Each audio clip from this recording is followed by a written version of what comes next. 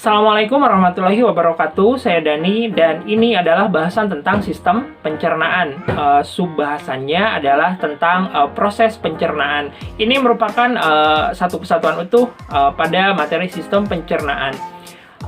Telah kita bahas pada video sebelumnya bahwa zat makanan itu tersusun atas makronutrisi dan mikronutrisi.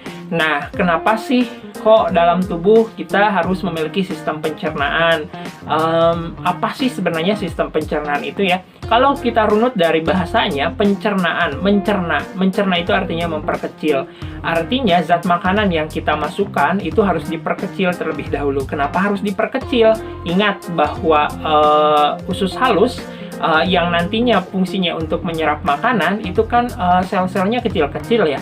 Sementara nasi ataupun daging itu kan ukurannya besar-besar, sehingga usus halus itu kan kesusahan kalau harus menyerap zat makanan dalam ukuran yang besar.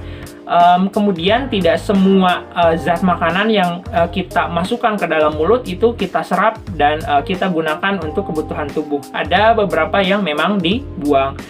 Sehingga oleh sebab itulah kita di dalam tubuh harus ada yang namanya sistem pencernaan ya, untuk memecah zat makanan yang kita konsumsi, kemudian ketika setelah dipecah itu agar lebih mudah diserap dan juga dipilih-pilih ya, mana yang kita butuhkan dan mana yang tidak kita butuhkan.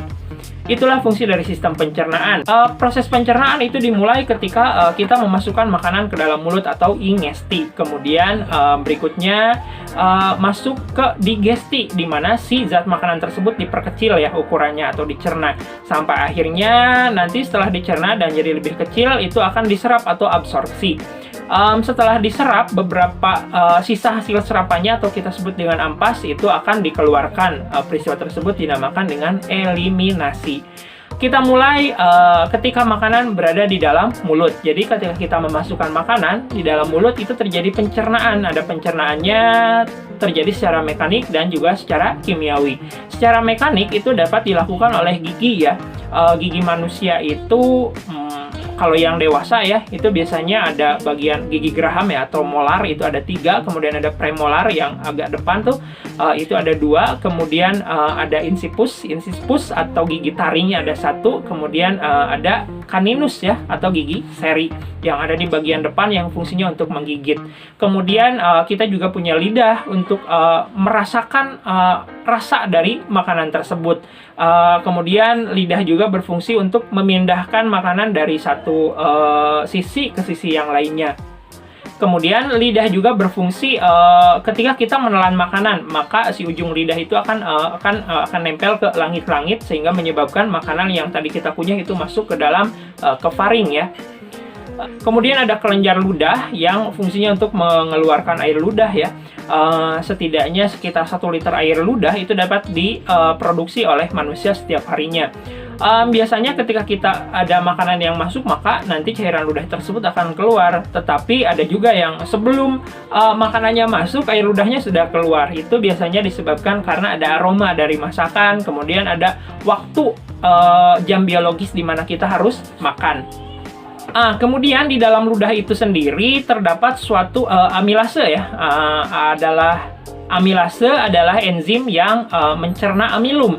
Ingat bahwa di dalam nasi itu kan ada zat tepung atau yang kita kenal sebagai amilum. Nah, amilum tersebut akan dicerna, diperkecil ya oleh amilase, oleh enzim amilase, sehingga tidak heran misalkan kamu konsumsi nasi aja, jangan pakai apa-apa ya, kamu kulum di dalam mulut tanpa ada gigitan atau kunyahan dari gigi, itu biasanya nasinya akan terasa manis. Kenapa demikian? Karena ada amilase yang mencerna amilumnya. Nah, lalu bagaimana dengan zat makanan yang lain dicerna secara mekanik tapi tidak secara kimiawi? Maksudnya secara mekanik ya dikunyah oleh gigi. Misalkan ketika kamu memasukkan nasi, daging, pete dan juga kangkung, maka semuanya akan dikunyah sampai akhirnya jadi molekul yang lebih kecil. Kenapa harus lebih kecil? Ya agar lebih memudahkan untuk ditelan. Ketika terjadi proses penelanan, maka lidah ujungnya itu akan nempel ke langit-langit dan makanan itu akan terdorong ke arah faring. Ingat, di sini kan ada 2 lubang ya, ada tenggorokan dan juga kerongkongan. Nah, di sini berarti ada pertigaan, tenggorokan, kerongkongan, dan juga yang mengarah ke mulut. Nah, Pak, bagaimana bisa tidak, misalkan makanan justru malah masuk ke tenggorokan. Ada kemungkinan bisa ya ketika epiglotisnya tidak menutup lubang tenggorokan tersebut. Nah, apabila ada makanan yang masuk ke tenggorokan, biasanya kamu akan tersedak atau kebesekan gitu ya, menurut Sunda. Sehingga orang tua tuh kan biasanya jangan ngomong ketika makan gitu ya, karena ketika kita ngomong maka ada udara yang keluar, itu menyebabkan epiglotis terbuka, dan ketika epiglotis terbuka kita lagi makan, maka makanan itu masuk ke tenggorokan. Itulah yang dinamakan dengan tersedak ya, seperti itu. Jadi bagaimana ketika makanan itu ditelan?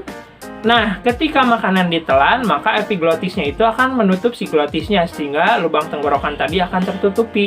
Nah, makanya nanti si bolus makanannya itu akan turun, masuk ke dalam kerongkongan. Nah, kemudian di dalam kerongkongan itu juga ada, di sekitar pinggirannya itu kan ada otot ya, ada otot polos, yang melakukan gerakan kontraksi dan relaksasi, atau yang kita kenal lebih dengan gerakan peristaltik. Nah, gerakan itu akan mendorong makanan masuk menuju ke lambung, dan tidak sampai 10 detik maka makanan tersebut akan sampai di lambung. Nah, di lambung setidaknya butuh waktu lama ya, sekitar 2-5 jam makanan itu akan dicerna di dalam lambung. Ketika makanan itu masuk ke lambung, maka nanti dinding-dinding lambung itu akan mengeluarkan asam klorida ya, atau yang kita kenal dengan asam lambung, yang menyebabkan pH di dalam lambung itu menyentuh angka 2. Angka 2 ini bisa sampai meluluhkan atau mencerna paku ya, sangat asam itu. Nah, kenapa harus asam? Karena pH yang asam ini juga dapat menyebabkan bakteri yang masuk bersama makanan itu akan terbunuh. Nah, kemudian asam klorida yang tadi dikeluarkan oleh lambung atau kita sebut dengan asam lambung itu dapat mengubah pepsinogen menjadi pepsin. Apa itu pepsin? Pepsin itu suatu enzim yang berfungsi untuk mencerna protein. Jadi, kalau kita makan daging, nah di dalam lambung inilah proses pencernaan protein akan dimulai. Jadi, protein yang besar itu yang serabut-serabut dari daging itu akan dicerna atau diperkecil menjadi polipeptida yang lebih kecil oleh siapa? Oleh enzim pepsin. Di dalam lambung juga terdapat kaseinogen yang mencerna kasein, suatu protein yang dimiliki oleh susu. Kemudian setelah dari lambung, maka makanan itu akan masuk ke dalam usus halus. Di dalam usus halus inilah sebenarnya terjadi proses pencernaan yang paling utama. Hampir seluruh zat makanan ini akan dicerna di dalam usus halus, mulai dari karbohidrat, lemak, dan juga protein. Nah, kita mulai dari karbohidrat terlebih dahulu ya, yang tadi kan sudah dicerna di dalam mulut, sudah ada terjadi pencernaan secara kimiawi dan juga secara mekanik. Pada usus halus, ini sebenarnya dibagi menjadi 3 bagian ya, ada duodenum, jejunum, dan ileum. Nah, pencernaan itu biasanya hampir terjadi semuanya itu di dalam duodenum, atau disebut juga usus 12 jari ya. Pencernaan dalam duodenum ini karena tadi dia kan habis dari lambung ya, dan lambung itu kan asam gitu ya, sehingga kita butuh suatu cairan untuk menetralkannya. Pankreas itu akan mengeluarkan semacam buffer ya, atau larutan penyangga yang dinamakan dengan bikarbonat. Untuk apa? Untuk fungsinya menetralisir makanan yang keluar dari lambung. Kemudian pankreas juga nantinya akan mengeluarkan enzim amilase ya, amilase pankreas yang berfungsi untuk menyelesaikan pencernaan amilum yang tadi sudah dimulai di mulut oleh amilase ludah. Nah, kita lanjut. Pencernaan karbohidrat itu akan diselesaikan di usus halus, di mana nantinya disakarida yang sudah dicerna oleh amilase itu akan diubah menjadi monosakarida. Maltosa itu akan diubah oleh maltase menjadi glukosa, kemudian sukrosa itu akan diubah oleh sukrase menjadi glukosa dan fruktosa, kemudian laktosa itu akan diubah oleh laktase menjadi glukosa dan galaktosa. Nah, untuk monomer-monomer inilah, misal glukosa, kemudian galaktosa, dan juga fruktosa, nantinya akan diserap oleh usus halus. Nah, sekarang pencernaan karbohidrat sudah selesai ketika monomernya sudah diserap oleh tubuh. Nah, berikutnya, tadi kan di lambung sudah terjadi pencernaan proteinnya. Nah, kita lanjutkan pencernaan protein tersebut di dalam usus halus. Kalau tadi di dalam lambung itu si protein sudah dicerna menjadi peptida yang kecil oleh pepsin, sekarang dilanjutkan oleh siapa? Oleh tripsin, kemudian kimotripsin, dan ada enteropeptidase. Pankreas itu akan mensekresikan enzim yang mencerna protein dalam bentuk inaktif. Ada tripsinogen, kemudian ada kimotripsinogen, dan juga ada prokarboksipeptidase. Bagaimana? Kan itu inaktif ya. Berarti siapa yang mengaktifkan? Nah, pada prosesnya nanti si dinding usus itu akan mengeluarkan enteropeptidase. Enteropeptidase itulah yang nantinya akan mengubah tripsinogen menjadi tripsin, dan tripsin itulah yang akan mengaktifkan kimotripsinogen dan prokarboksipeptidase menjadi kimotripsin dan juga karboksipeptidase. Nah, kemudian nanti baik itu tripsin, kemudian kimotripsin, dan juga karboksipeptidase, ditambah satu lagi nanti ada aminopeptidase yang berfungsi untuk mengubah protein menjadi asam amino. Nah, ketika protein tersebut sudah berubah jadi asam amino, maka asam amino tersebut akan diserap oleh usus halus. Selesai pencernaan protein yang terjadi di dalam usus halus. Berikutnya adalah pencernaan lemak. Lemak itu tidak pernah atau belum dicerna baik secara mekanik maupun secara kimiawi, baik itu di mulut dan di lambung. Pencernaan lemak hanya terjadi di dalam usus halus. Itu pun dengan bantuan cairan empedu, di mana empedu itu yang ada di hati ya, itu akan mengeluarkan cairan. Nah, cairan tersebut akan mengemulsikan lemak menjadi droplet-droplet yang lebih kecil.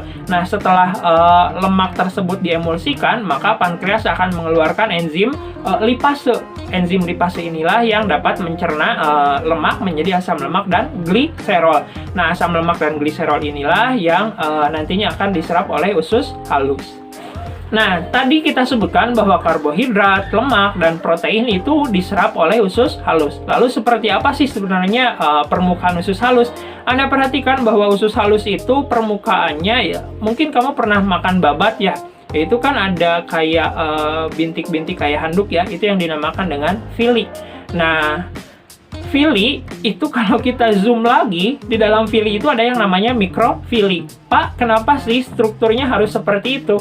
Itu berfungsi untuk memperbesar luas permukaan si usus halus. Kenapa harus besar? Ya, karena fungsinya kan penyerapan. Sehingga luas permukaan yang besar itu akan memperbesar juga penyerapannya.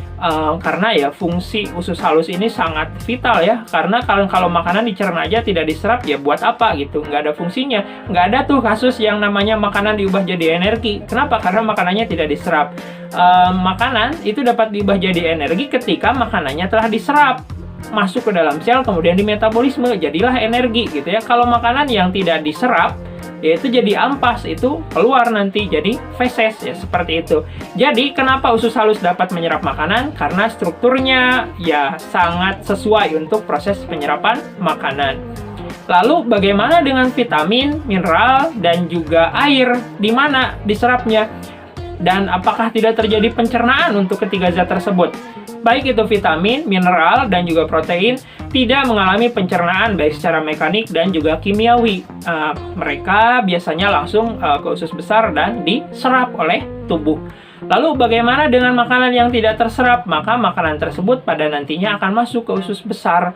Nah, dari usus besar itu biasanya akan keluar jadi apa? Jadi feses ya. Di usus besar itu ada yang namanya Escherichia coli ya, atau suatu bakteri yang berfungsi untuk membusukkan makanan tersebut. Baik kok, itu bakteri baik ya. Nah, lalu kok kita bisa kentut gitu ya? Mungkin itu jadi pertanyaan ya, bahwa ketika terjadi pembusukan di dalam usus besar, maka itu kan dikeluarkan gas ya. Dan gas itu ya keluarnya kan yang paling dekat ya ke anus gitu ya. Itulah yang dinamakan dengan kentut. Bisa nggak Pak ke mulut? Ya ada kemungkinan bisa gitu ya. Tetapi ingat bahwa di antara usus dan lambung, kemudian antara lambung dengan kerongkongan itu kan ada katup penutup gitu ya. Sehingga agak susah juga gitu ya kalau misalkan kentut keluar dari mulut ya, seperti itu. Kalau sendawa apa ya, itu mah dari lambung ya, gas yang keluar dari lambung, terap gitu ya. Nah kayak gitu. Itulah peristiwa atau proses pencernaan yang terjadi pada berbagai zat makanan, mulai dari ingesti, kemudian ada digesti, absorpsi, dan juga eliminasi. Terima kasih, sampai di sini penjelasan tentang proses pencernaan makanan, baiknya dari Tuhan, salahnya murni dari saya. Silahkan Anda koreksi di kolom komentar. Terima kasih. Assalamualaikum warahmatullahi wabarakatuh.